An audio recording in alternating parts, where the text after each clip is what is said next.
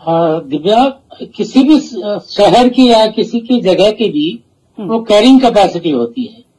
हर जगह carrying capacity होती है। आप देखना मसूरी की कैरिंग कैपेसिटी आपने देख लिया, कितने कंजेशन वहां पर होता है जी। नैनीताल की आपने देख ली, कितना उसमें ट्रैफिक कंजेशन है। लोगों को, यात्रियों को, उसको, होटल्स को कई किलोमीटर पैदल चलना पड़ता है, गाड़ियां ऊपर जाने नहीं देती, सिविक कम्युनिटीज पर उसका असर पड़ता है।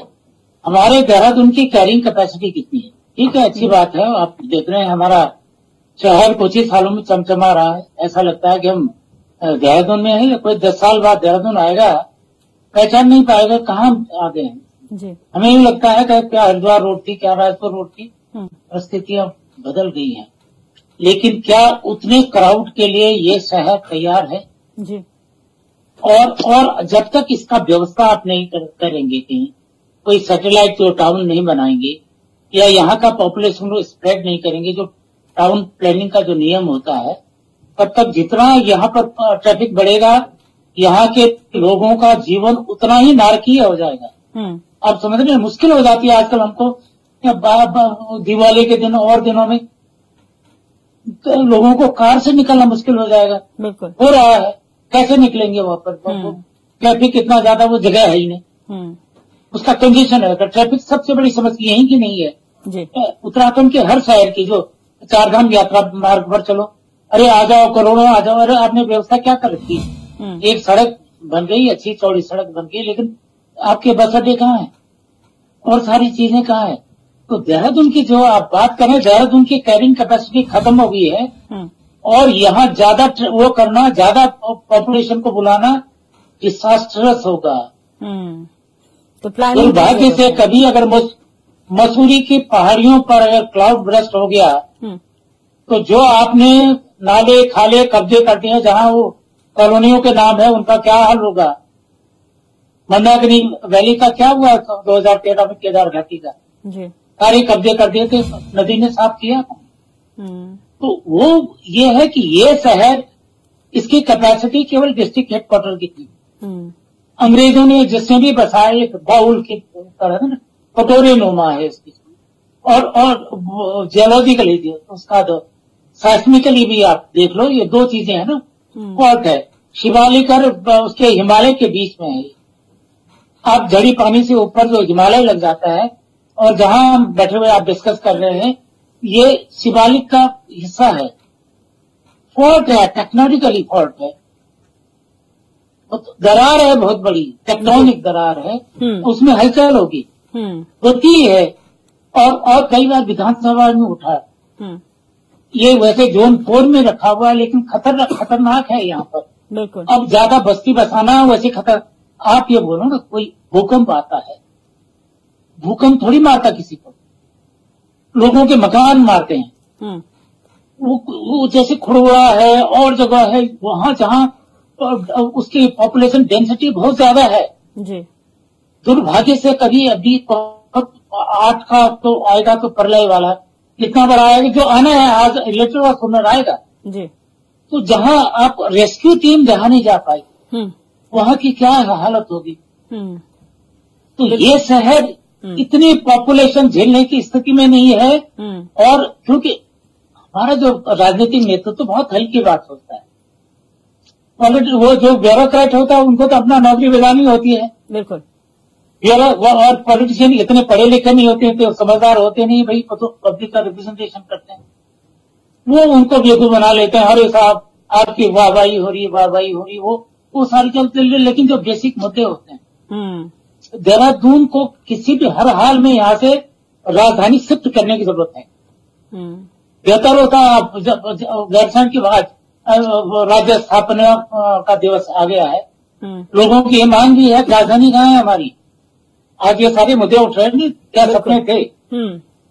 40 के करीब लोगों ने अपनी जाने गंवाई, अब शहीद हुए हैं लोग, इतने हजारों लोग जेल गए, लोगों ने मारे खाई। मैंने देखा ना, बिल्कुल, मैंने रिपोर्टिंग की है, देश विदेश के अखबारों में लिखा मैंने उसमें। तब क्या थी, अब आज एक शहर दूसरा बसा नहीं पा रहे हैं। आप ये बोलो दिव्या जी, जो अंग्रेजों ने बसाया, उसके अलावा क्या किया आपने?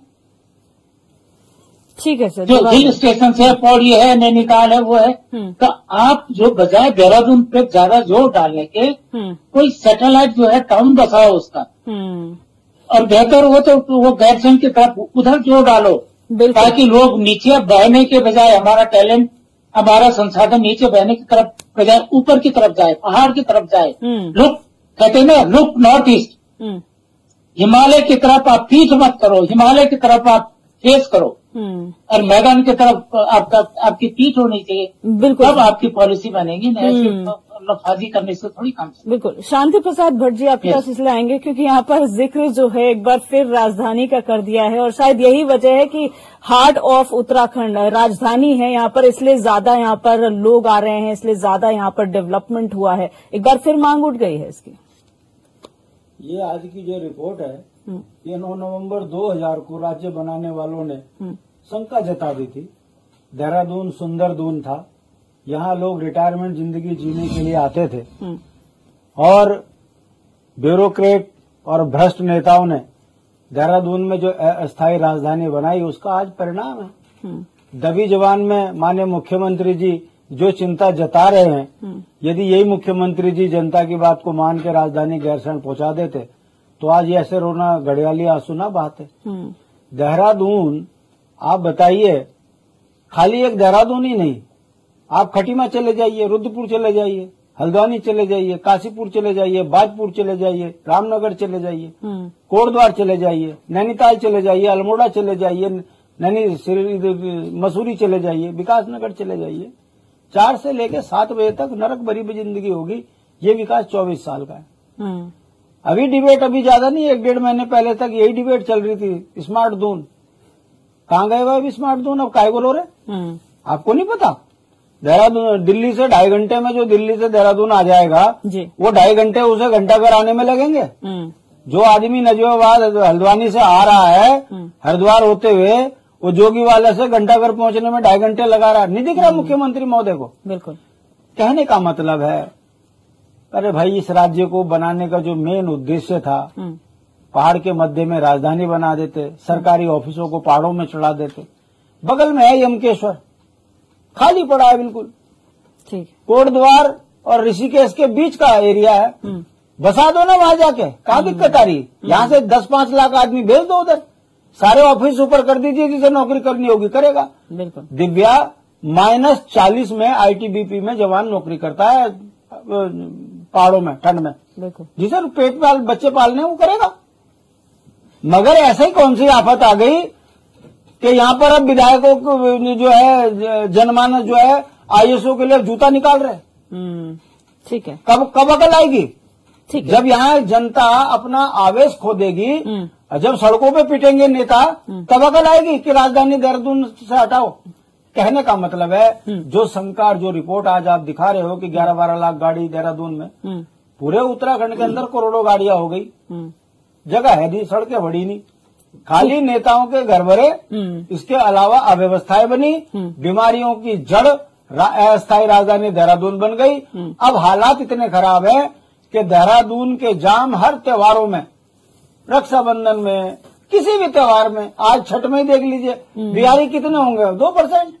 छठ में ही हालत खराब होगी शहर की। बिल्कुल। तो अव्यवस्थाएं, ये दूरदर्शिता की कमी के कारण हुआ है, और अब धीरे धीरे देखिए जनता रो रही है। बिल्कुल। समाधान एक ही है, पहाड़ की राजधानी गैरसैंण, सरकारी अमला सारा पहाड़ों में चढ़ा दीजिए, देहरादून फिर खाली। बिल्कुल।